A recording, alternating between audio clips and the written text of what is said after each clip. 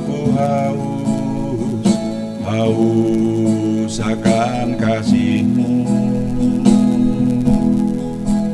Hatiku rindu akan cinta-Mu.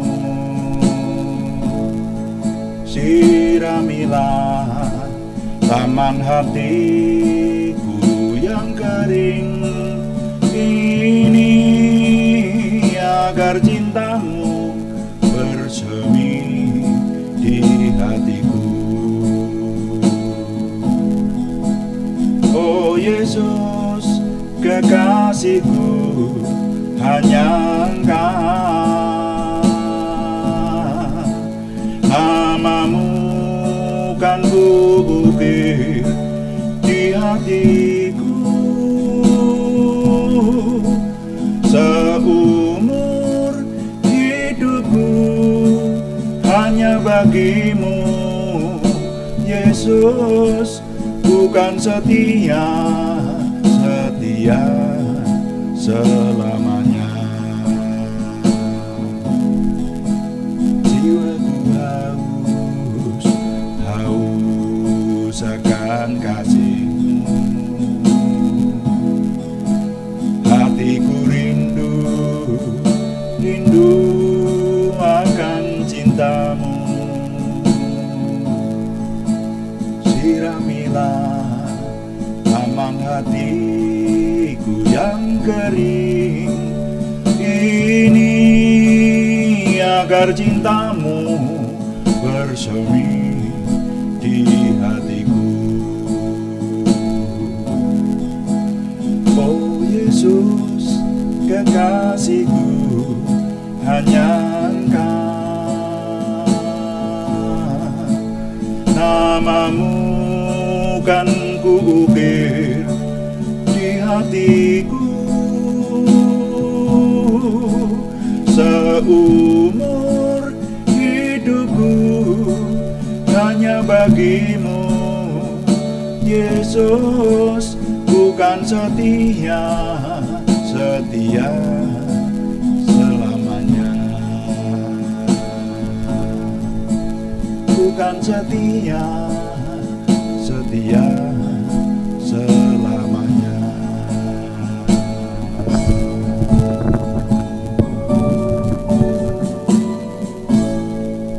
Bapa, kami mengucap syukur untuk malam hari ini. Tuhan menolong kami. Dan sekarang kami ingin mempersembahkan doa malam ini. Kami ingin merenungkan firman-Mu, juga ingin melayani Tuhan dengan doa. Urapi semua kami dan tim di sini dan juga semua yang mengikuti walaupun kami berada di tempat berbeda. Kami menyerahkan terus dalam perlindungan dan pimpinan Tuhan. Semuanya berlangsung dalam damai sejahtera, kelancaran dari Tuhan, kesehatan, kekuatan, dan nama Tuhan semakin kami muliakan dan kami semakin diberkati. Dalam nama Tuhan Yesus Kristus kami berdoa. Haleluya. Amin. Selamat malam Bapak Ibu Saudara sekalian yang sudah bersama dengan kami. Kita melanjutkan doa malam kita dan bersyukur setiap hari Tuhan memberikan kepada kita kesempatan untuk merenungkan firman Tuhan, mengetahui hal-hal yang belum kita ketahui, mencoba merenungkannya dan memperlengkapi hidup kita. Puji Tuhan. Dan untuk sore hari ini saya ingin menjawab pertanyaan. Jadi terima kasih kepada Bapak Ibu yang sudah mengirimkan pertanyaan kepada kami. Dan ini yang kami harapkan saudara. Jadi yang doa malam itu tidak dengan tema khusus, tapi kami ingin menjawab pertanyaan-pertanyaan saudara yang merupakan pertanyaan rohani. Sehingga nanti sepanjang yang kami bisa menjawab, kami akan menyampaikan jawaban, kami kupas seperti yang sudah saudara ya. Kemarin kita menjawab pertanyaan teman kita dari Jakarta. Nah, kali ini dari Salatiga, pertanyaan dari Ibu Titin Joko Susanto. Pertanyaannya begini, bagaimana melakukan pertobatan dengan baik? Bagaimana melakukan pertobatan dengan baik? Pertanyaannya hanya begitu. Jadi kalau saya tidak menegaskan kepada penanya, ini pertanyaan yang agak membingungkan gitu ya. Tapi saya coba untuk menyampaikan jawaban. Yang pertama, kita akan memahami lebih dulu dalam doa malam kali ini, memahami istilah pertobatan itu sendiri, saudara ya. Jadi khususnya ditinjau dari iman Kristiani, pertobatan itu apa gitu. Nah ini, jadi judul renungannya jadi bertobat itu apa, dan dalam tanda tanya gitu ya. Saya beri judul begitu ya. Sebenarnya mau saya beri judul pemahaman akan pertobatan, tapi terlalu umum ya, dibuat pertanyaan aja, bertobat itu apa gitu. Nah untuk itu maka saya ingin menjawab, saudara-saudara, pertanyaan ini berdasarkan sudut pandang iman Kristiani. Nah, kalau sudut pandang iman Kristiani tentu saja itu dasarnya adalah Alkitab atau firman Tuhan. Karena itu mari kita mendasari dulu, kita buka Injil Matius, saudara.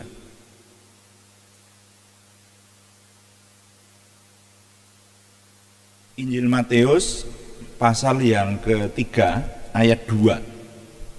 Saya baca untuk saudara, Injil Matius pasal yang ketiga ayat 2. Ini dikisahkan di sini nih Yohanes Pembaptis.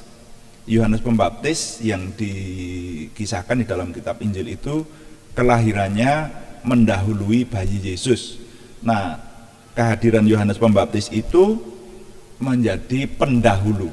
Kalau kitab suci bahasa Jawa menyebut dadi cecolo, jadi cucuk lampah gitu. Datang lebih dahulu sebelum Mesias atau juru selamat itu datang. Nah, Yohanes Pembaptis itu sudah memberikan pengajaran pada waktu itu, dan di Matius pasal yang ketiga ayat 2 itu di sana tertulis, bertobatlah sebab kerajaan surga sudah dekat. Bertobatlah sebab kerajaan surga sudah dekat. Nah, kemudian saudara-saudara sekalian, nanti kalau kita membaca terus di Matius nanti sampai di pasal 4 pada ayat 17, itu ternyata nanti dikisahkan Tuhan Yesus kemudian melakukan pekerjaannya. Itu usia 30 tahun ya, Tuhan Yesus yang kita percaya dia sebagai Tuhan yang Maha Kuasa, yang mengambil rupa manusia, yang menjelma menjadi manusia, atau tepatnya istilahnya sebetulnya mengambil rupa manusia. Itu mulai mengajar kepada masyarakat yang ada di lingkungannya waktu itu ya, di negara Timur Tengah sana, yaitu dia menjadi rabi atau guru atau pengajar rohani, seperti itulah, guru rohani gitu ya. Di sana disebut rabi, kalau di tempat kita ini mungkin dikenal sebagai kiai. Kata kiai itu sebetulnya bukan hanya milik salah satu agama loh, saudara. Kiai itu artinya guru ya, guru rohani. Jadi sebetulnya kalau kita mau objektif, kata kiai itu bisa dipakai oleh siapa saja. Buktinya nanti dalang wayang kulit kalau di tanah Jawa ini, karena dia dalang itu sebetulnya kan mengajar itu, dengan pentas wayang itu mengajar, maka disebut dengan kata ki, gelarnya ki. Ki itu singkatan dari kiai sebetulnya, ki dalang. Nah itu ya, kiai dalang, seperti itu. Nah, Tuhan Yesus kemudian menjadi guru rohani yang mengajar waktu itu, makanya disebut bahasa sana disebut rabi, double B gitu ya. Nah, Matius pasal 4 ayat 17 itu ternyata Tuhan Yesus juga mengajarkan hal yang sama. Saya baca ya, Matius pasal 4 ayat 17. Sejak waktu itulah Yesus memberitakan, bertobatlah sebab kerajaan surga sudah dekat. Nah, sekarang kita mengamati kata bertobat. Saya melihat referensi di kamus, ternyata bertobat diartikan sebagai kembali. Bertobat itu artinya kembali, begitu. Lalu saya ingat di dalam pelajaran keimanan yang saya tekuni sejak awal, juga termasuk di perguruan tinggi, menjelaskan bahwa kata tobat atau taubat ya, yang sekarang di bahasa Indonesia sudah diserap, menulisnya pakai TOBAT ya. Sebetulnya kan taubat gitu ya, taubat. Bertobat itu artinya berbalik kembali. Apa yang diartikan berbalik kembali? Berbalik dari jalan-jalan yang salah kepada jalan yang benar. Nah, sumber kebenaran itu tentu saja yang Maha Kuasa. Tapi kemudian sekarang ini ada orang menyebutnya salah kaprah. Kalau orang berpindah agama itu disebut bertobat juga. Jadi katakanlah kalau kita iman, sekarang kita yang mendengarkan renungan ini renungan dengan dasar iman Kristiani. Ada orang kemudian masuk beragama Kristiani, lalu orang mengistilahkan ini orang ini sudah bertobat sekarang gitu. Nah, ini kalau saya menyebut nih salah kaprah ya. Tapi banyak dipakai semacam itu, kita harus tahu. Nah, sekarang bagaimana dengan pemahaman tentang bertobat itu sendiri secara umum? Saudara-saudara, kata bertobat itu artinya ada seseorang yang tadinya itu bertindak jahat, jadi belum memahami soal kebenaran lah. Jadi orang itu kalau belum memahami tentang kebenaran, itu hidupnya serba diwarnai kejahatan itu bisa. Itu meliputi berbagai segi. Dia jadi pedagang, nanti juga bisa menipu sesamanya. Dia jadi pejabat, dia korupsi, itu belum bertobat, sudah jelas seperti itu. Bahkan seorang suami yang tanpa sepengetahuan keluarganya, dia juga berzina dengan orang lain, atau istri juga bisa. Istri ada atau yang tanpa sepengetahuan keluarganya, dia berzina dengan orang lain. Ya kalau orang hamba-hamba Tuhan itu sering menerima pengakuan semacam itu, ya. Bukan hanya 1, 2, 3, 4, 5 gitu. Ada istri yang mengaku, suami saya nggak tahu, tapi saya melakukan dosa terhadap orang lain. Bagaimana ini? Nah, terus gimana Bu? Saya tanya. Sekarang juga masih berlangsung? Masih. Nah, itu namanya belum bertobat, saudara.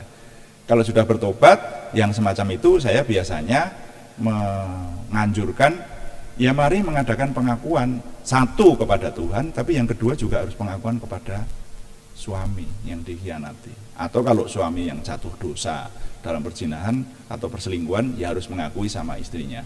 Berkali-kali saya mendampingi kasus semacam ini, ya geger, tentu saja geger. Makanya rohaniwan atau ulama itu harus menjadi penengah, konselor itu menjadi penengah yang nanti membawa kepada hidup lebih baik ke depan itu saudara. Dan itu tidak mudah, itu pekerjaan berat. Saya rasa pekerjaan rohaniwan itu yang paling berat di sini, yaitu ketika berbicara masalah-masalah yang menyangkut moralitas dan juga perbaikan hidup bagi orang-orang yang dilayaninya. Dalam artian dilayani sebagai ulama melayani umatnya. Nah, seperti itu. Nah, jadi bertobat itu artinya berbalik dari jalan yang jahat kepada jalan kebenaran. Nah, kalau kita meninjau dari iman Kristiani, orang yang bertobat adalah orang yang bukan hanya sekedar berubah dari jalannya yang jahat kepada jalan kebenaran, tapi dasarnya apa? Karena kalau hanya orang berubah, kan bisa saja orang berubah. Karena apa? Saya pernah mengkonseling orang loh saudara, pada waktu belum menikah, itu dia mengaku sering pergi ke tempat tidak senonoh. Dan di situ dia mengudap jajan. Ketika saya tanya, kok bisa begitu sih? Jawabannya, lah butuh. Butuh saudara. Tapi pada waktu itu mau menikah. Jadi sudah konseling pernikahan, ini ditanyakan semacam ini. Apa istilahnya? Ditanyakan sampai tuntas begitu loh. Nah, sehingga sampai di situ dia berkata, lah butuh kok gitu. Pertanyaannya, nanti kalau sudah punya istri terus Berhenti atau enggak? Katakanlah berhenti, ya. Tapi berhentinya itu bagaimana ini? Berhenti karena pertobatan atau berhenti karena sekarang kebutuhan sudah terpenuhi? Paham yang saya maksud? Ada orang yang melakukan, maaf permisi bicara ya ini, tapi ini karena ini banyak terjadilah di sekitar kita. Hanya kadang-kadang kita membicarakannya saja agak risih lah. Termasuk saya membicarakan ini sebetulnya agak risih gitu ya di depan umum. Tapi ini banyak terjadi dan ya harus dibereskan di hadapan Tuhan dan di hadapan orang yang dikhianati gitu. Seseorang berselingkuh atau seseorang berzina, ya belum menikah, tapi setelah menikah lalu dia tidak melakukan perzinahan lagi karena sudah ada pasangan di rumah, sudah tidak perlu mengudap lagi. Pertanyaannya, apakah seperti itu yang disebut bertobat? Nah ini saudara ya, bertobat itu menyangkut hati ya. Wah ini berbicara apapun, kalau berbicara masalah kerohanian tidak bisa dipisahkan bahwa yang namanya pertobatan itu, yang namanya berhubungan dengan Tuhan itu, yang terutama adalah keberesan dari hati. Adapun manifestasi atau kenyataannya, kemudian orang itu tidak berbuat dosa lagi, nah itu hasil dari pertobatan. Jangan dibalik. Ketika melihat seseorang yang kemudian sudah tidak berbuat jahat lagi, wah dia itu sudah bertobat gitu. Ya mungkin tidak bertobat karena sudah tidak melakukan lagi. Tapi hatinya siapa yang tahu? Tapi kalau pertobatan yang sesungguhnya itu harus datang dari hati. Makanya tadi pertanyaan dari Ibu Titin Djoko Santoso di Salatiga yang mengatakan bagaimana melakukan pertobatan dengan baik itu. Maka kalau saya boleh jawab secara hakiki, secara hakikatnya, bertobat yang baik itu adalah bertobat yang datang dari hati. Itu pertobatan yang sesungguhnya. Bukan bertobat karena faktor tekanan tertentu. Wah, saya menemukan, ini bicara masalah yang paling gampang sekarang ini ya. Ada orang korupsi, lalu ketahuan korupsi. Ketahuan korupsi, kemudian tidak korupsi lagi. Pertanyaannya, dia sudah bertobat atau belum? Orang bisa mengatakan, wah sekarang dia bertobat, sudah tidak korupsi lagi. Bertobat deh dia, kenapa? Di penjara. Nah kalau semacam itu ya tidak bisa dikatakan bertobat lah. Bertobat yang sesungguhnya itu dengan hati nurani orang berubah, mengubah dirinya. Memang secara kenyataan bisa karena satu sebab dari luar. Contohnya Daud saja bertobat dari perselingkuhannya itu ya karena ketahuan oleh Nabi Nathan kan. Kemudian diperingatkan, tapi hatinya berubah. Itu yang contoh. Nah jadi lalu kemudian sesudah ini nanti pertobatan itu akan diikuti oleh gaya hidup selanjutnya. Jadi momen pertobatan kalau menurut saya sebetulnya adalah momen membuat komitmen pribadi di hadapan Yang Maha Kuasa untuk mengubah diri. Jadi pertobatan artinya berbalik kembali dan tidak lagi melakukan seperti yang dahulu dilakukan, yang jahat. Seperti itu, saudara ya.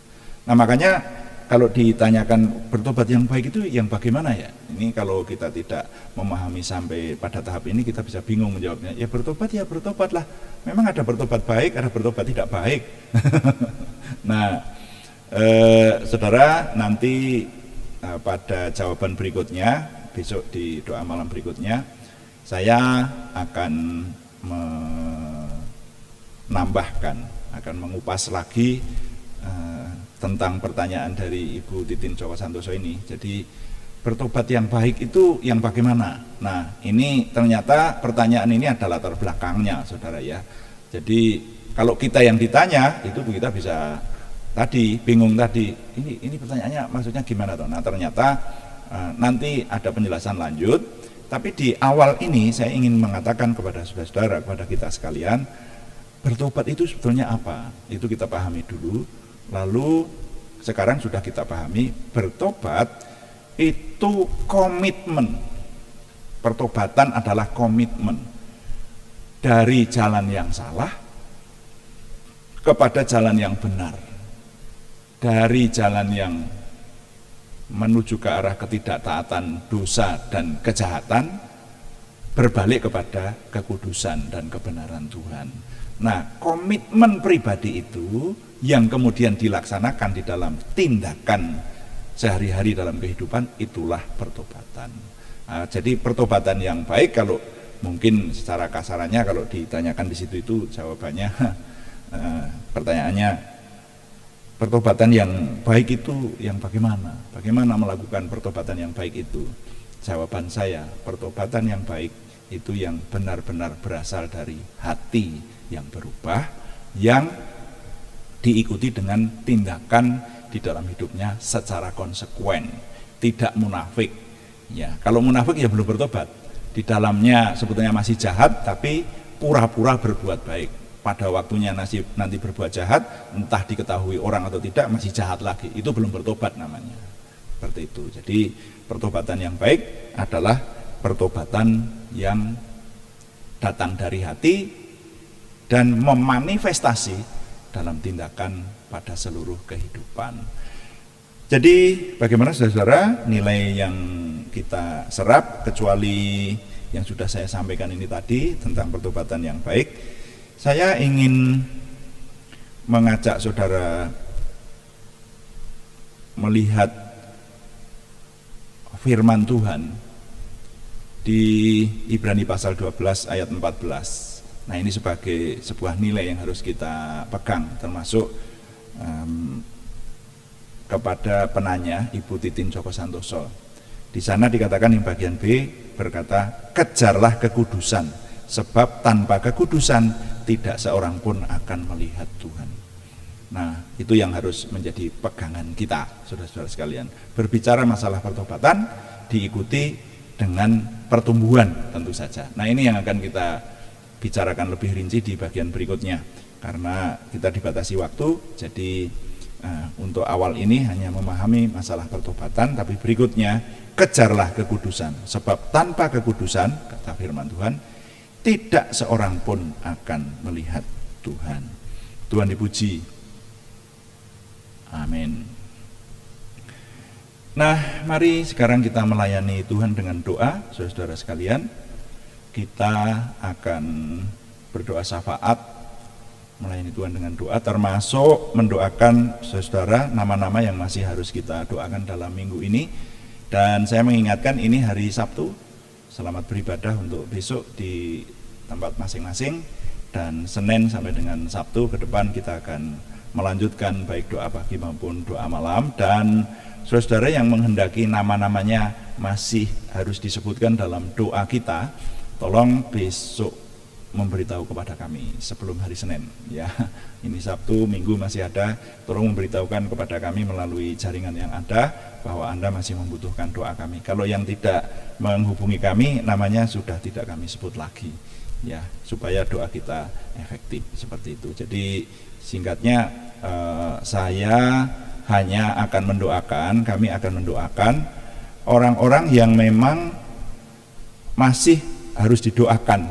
Jadi kalau yang sudah tidak perlu didoakan, maka kami tidak mendoakannya, seperti itu. Mari kita datang kepada Tuhan dan berkata, kuduskan tempat ini, kuduskan hati kami untuk kami berdoa dan menyembah Tuhan.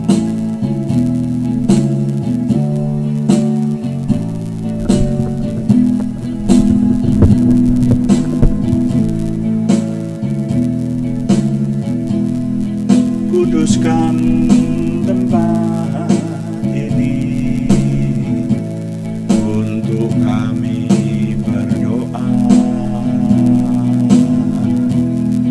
Kuduskan hati ini untuk kami menyembah.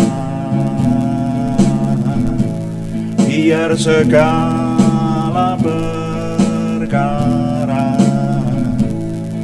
ku serahkan padamu, Yesus, dan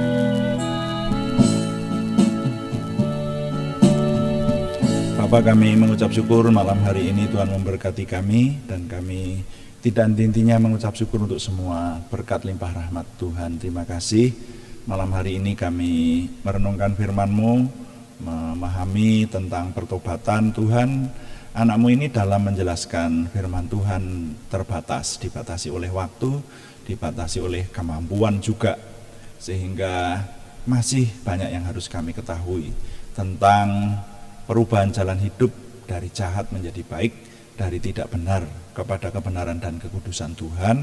Karena itu kami sungguh-sungguh mohon Roh Kudus dominan menolong kami, sehingga sungguh Tuhan kami memahami akan hidup yang lebih baik di hadapan-Mu.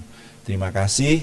Kami berdoa untuk Ibu Titin Joko Santoso di Salatiga yang menanyakan pertanyaan ini. Tuhan menolong hidupnya, Tuhan bawa kepada proses lebih baik, kepada kehidupan keimanan yang lebih handal untuk kemuliaan nama Tuhan. Juga berkat ini kiranya juga menjadi berkat buat kami semua yang mendengar, sehingga kami memahami bahwa ikut Tuhan itu harus disertai dengan perubahan hidup yang hakiki. Ada komitmen bagi kami untuk hidup benar di hadapan-Mu. Terima kasih Bapa di surga, kami mengucap syukur untuk firman-Mu. Kami berdoa syafaat untuk bangsa dan negara kami. Kami berdoa buat masyarakat di sekitar kami yang belum bertobat. Kami mendoakan orang-orang yang sekarang ini masih belum menyadari atau belum tahu tentang jalan kebenaran, jalan keselamatan, yang masih hidup di dalam kejahatan. Kami doakan supaya masyarakat di sekitar kami di tengah bangsa dan negara ini banyak orang yang hidup baik, yang hidup benar di hadapan Tuhan, sehingga kami hidup dalam damai sejahtera Tuhan. Terima kasih Bapa di surga, kami mengucap syukur. Sekarang kami menyerahkan Tuhan nama-nama yang masih harus kami doakan dalam minggu ini.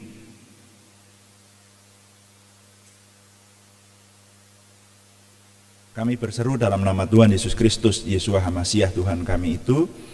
Kami mohon Tuhan memberikan kesempurnaan kesembuhan kepada saudara kami yang sangat membutuhkan kesempurnaan kesembuhan jasmaniah maupun kejiwaan. Kami menyerahkan saudara kami Aryadi Wirawan, saudara kami Arni Setiawati, saudara kami Budi Suswanti, saudara kami Yohanes Sutarman, saudara kami Ananda Pulung Bayu Andaru, semuanya di Purwodadi. Juga untuk saudara kami anak Alek Giovanno Wibowo, saudara kami Supriyanto, saudara kami Meiliana, semuanya di Salatiga, saudara kami Siti Rondiah, saudara kami Cahyani Bagiowati, semuanya di Semarang, saudara kami Kristiningsih Joko Widodo di Yogyakarta. Mohon Tuhan menjamahkan tangan Tuhan dan memberikan kesempurnaan kesembuhan itu. Terima kasih, kami mengucap syukur untuk kekuatan yang Tuhan alirkan melalui doa bersama ini, sehingga kuasa Tuhan mengalir menyembuhkan saudara kami yang membutuhkan kesembuhan dari Tuhan. Kami juga berdoa untuk pergumulan selain kesembuhan, yaitu pergumulan dari saudara kami Sri Purwati di Penawangan, saudara kami Yohana Asri Sabtorini di Kediri, dan Ananda Thomas Setio Adi Prakoso di Purwodadi. Tuhan yang memberkati, Tuhan menjawab doa kami, Tuhan memberikan terobosan baru sehingga pertolongan Tuhan nyata buat kami. Terima kasih Tuhan, setiap hari Tuhan memberikan kepada kami kesempatan untuk memuliakan Tuhan, dan kami menyerahkan Tuhan yang menjauhkan dari segala godaan cobaan, tapi Tuhan yang memberikan kekuatan kepada kami. Kami percaya itu karena janji-Mu berkata bahwa Tuhan memberikan kuasa kepada kami. Selebihnya kami mohon Tuhan berikan kemampuan kepada kami untuk menerima kuasa dan mempergunakan kuasa dari Tuhan itu untuk kemuliaan nama Tuhan dan keselamatan bagi banyak orang. Apapun yang Tuhan izinkan boleh kami kerjakan, kami hadapi, semuanya dapat kami selesaikan, dapat kami atasi untuk kemuliaan nama Tuhan. Bahkan Tuhan menyempurnakan semua pelayanan kami dan tim, baik onsite maupun online. Kesempurnaan dalam bidang kerelaan hati kami, dalam bidang kesatuan hati, dan juga Tuhan memberkati dengan konten-konten yang ada, memberikan pewahyuan, juga kegesitan untuk menyelesaikan semuanya, memberkati dengan sumber daya manusia yang semakin handal dan juga penguasaan mekanisme, semuanya menjadikan nama Tuhan dimuliakan dan kami semua diberkati. Terima kasih, kami mengucap syukur setiap hari kami semakin memiliki pengenalan akan Tuhan, semakin memiliki percaya diri, optimisme, antusiasme, semangat dan bergairah menyambut masa depan kami untuk menang bersama dengan Tuhan. Terima kasih Bapa, kami mohon Tuhan yang menyempurnakan doa kami oleh pertolongan dan pimpinan Roh Kudus, karena semuanya kami persembahkan dengan mantap percaya dalam nama Tuhan Yesus Kristus Juru Selamat kami. Haleluya. Amin. Demikian doa malam hari ini, saudara-saudara sekalian, dan selalu saya mengingatkan bahwa doa malam itu dilakukan jam 18 atau jam 6 sore. Tapi kami juga ada doa pagi, jam 5 pagi saudara ya. Hari Senin sampai dengan Sabtu. Dan masing-masing selama kurang lebih 30 sampai 40 menit seperti itu kita merenungkan firman Tuhan. Kalau yang doa pagi justru pakai temanya yaitu mempersiapkan kemenangan, dan kita membaca, menyimak ya, sedikit demi sedikit direnungkan dengan seksama, mulai dari kitab Kejadian, nanti akan selesai di kitab Wahyu. Sekarang sudah sampai di kitab 1 Samuel ya. Saudara yang mengikuti, nanti kita akan membaca kitab suci khatam sambil direnungkan, puji Tuhan. Nah, jadi kami tetap mengharapkan dukungan dari Anda. Terima kasih yang sudah memberikan dukungan kepada kami, berbagai dukungan kami terima. Kami tetap mengharapkan saudara mendukung doa, dukungan berupa subscribe yang belum memberikan, dan juga like, komen, dan share, bagikan kepada teman-teman lain, khususnya kesaksian-kesaksian yang sudah didokumentasikan, silahkan disebarluaskan sehingga lebih banyak lagi yang diberkati bersama dengan kita. Selamat malam, Tuhan memberkati. Amin.